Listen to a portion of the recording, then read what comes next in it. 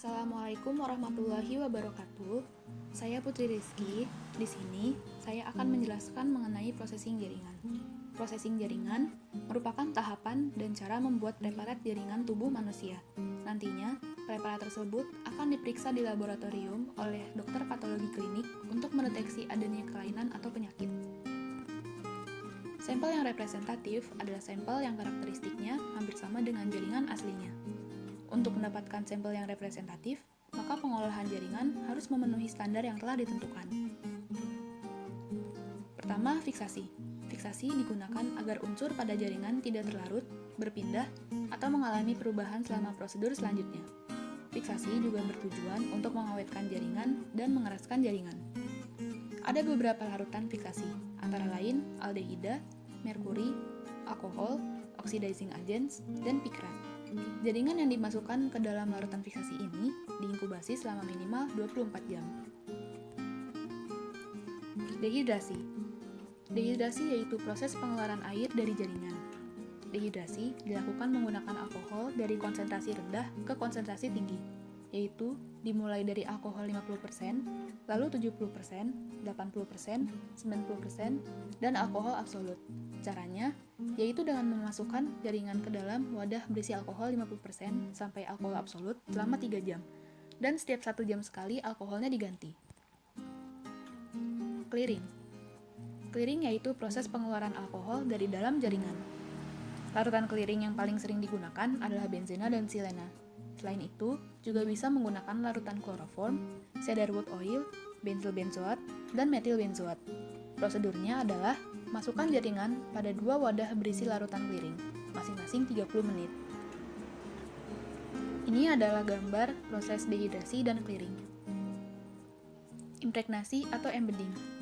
Impregnasi atau embedding yaitu proses pengeluaran cairan pembening dari jaringan agar sisa cairan pembening tidak mengkristal di dalam jaringannya.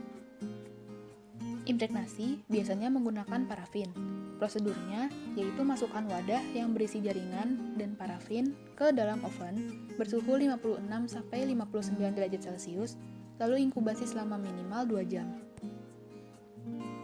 Blocking.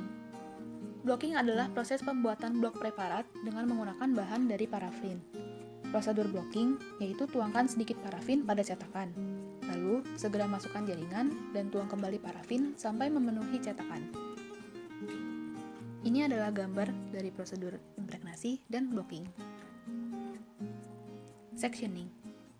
Sectioning adalah pengirisan blok parafin menggunakan mikrotom agar jaringan dapat dipotong dengan sangat tipis untuk direkatkan pada objek gelas. Ketebalan jaringan yang biasa dipakai adalah 5-7 mikrometer.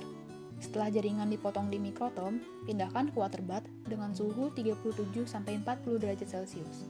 Setelah beberapa saat, tempelkan pada objek gelas yang sudah dilapisi albumin dengan hati-hati, dibantu dengan kuas. Staining. Staining adalah pemberian warna pada jaringan yang telah dipotong, sehingga jaringan dapat diamati di mikroskop. Pewarna yang sering digunakan adalah pewarna hematoksilin eosin. Hematoksilin berfungsi untuk mewarnai inti sel dan memberi warna biru, sedangkan eosin berfungsi untuk mewarnai sitoplasma sel dan memberi warna merah. Prosedur staining cukup panjang, dimulai dari memasukkan preparat jaringan ke dalam 2 wadah silol masing-masing 5 menit, lalu ke wadah alkohol dengan gradasi turun dan air mengalir masing-masing 3 menit, lalu ke wadah berisi hematoksilin selama beberapa menit dan bilas dengan air mengalir. Amati di mikroskop, bila warna masih terlalu biru, dapat dibilas lagi selama beberapa menit. Lalu masukkan jaringan ke wadah berisi eosin selama beberapa menit.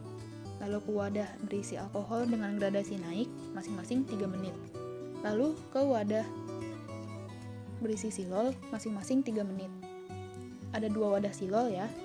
Terakhir, tutup preparat jaringan dengan kaca penutup yang telah dilapisi oleh Canada balsam atau entelan. Selain menggunakan pewarna hematoksilin eosin atau HE, staining juga dapat dilakukan menggunakan pewarna Papa Nicolau. Labeling. Labeling yaitu pencatatan kembali dengan detail dari jaringan pada objek gelas agar tidak tertukar dengan preparat lain. Adapun beberapa hal yang dituliskan pada label antara lain jenis sediaan, cairan fiksasi yang digunakan, pewarna yang digunakan, dan tanggal pembuatan. Demikian penjelasan mengenai processing jaringan yang telah saya sampaikan. Semoga ilmu ini dapat bermanfaat. Wassalamualaikum warahmatullahi wabarakatuh.